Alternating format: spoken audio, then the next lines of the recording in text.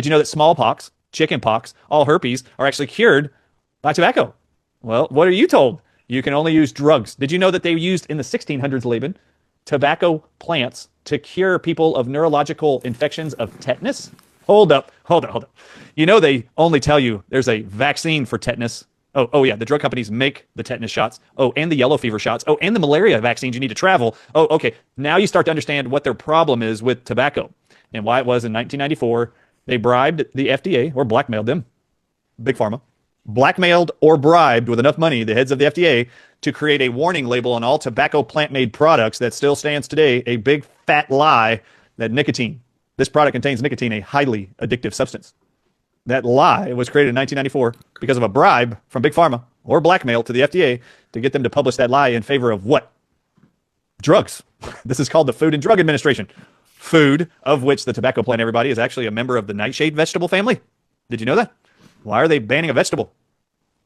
Oh, the nightshade vegetable family, by the way, contains the highest amount of nicotine on the planet. And inside that family is not just tobacco. It's eggplants, it's bell peppers, it's squash, zucchini, red tomatoes. Those are all your nightshade veggies, and they all have the highest amounts of nicotine in all of them. But how come your tomatoes and your ketchup, Laban, doesn't come with a warning label? Warning, this ketchup contains nicotine, a highly addictive chemical. Why doesn't it say that? Why doesn't every eggplant you buy at home or at a grocery store, how come it doesn't come with a big sticker on it that says, this eggplant vegetable has the second highest amount of all plants on earth of nicotine, a highly addictive chemical? Then I'd like to ask you, how many of you have eaten eggplant and never wanted it again your whole life? And how many of you are addicted to eggplant and wake up with night sweats and visions and dreams? You just got to run outside, ask your boss for an eggplant break so you can eat your eggplant you're so addicted to. Why does it only happen with nicotine products? Oh, well, if you read my book, Moving Beyond the COVID-19 Lies, like you just told me before we started recording, you just finished. In this book, in chapter 13, I show you, Moving Beyond the COVID-19 Lies, I show you the lies about nicotine being perpetrated since 1994 in favor of pharmaceutical drugs. And you should know that in 2016, Harvard published a study after reviewing 7 million pages from the tobacco industry provided to them by a FOIA request from the FDA. They wanted to know everything they could about tobacco and the addictive quality of nicotine.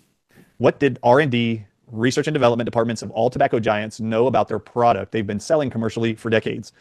It was 7 million pages is what came back from the FDA, from the tobacco giants that the FDA had in their possession. And they sent it all to Harvard.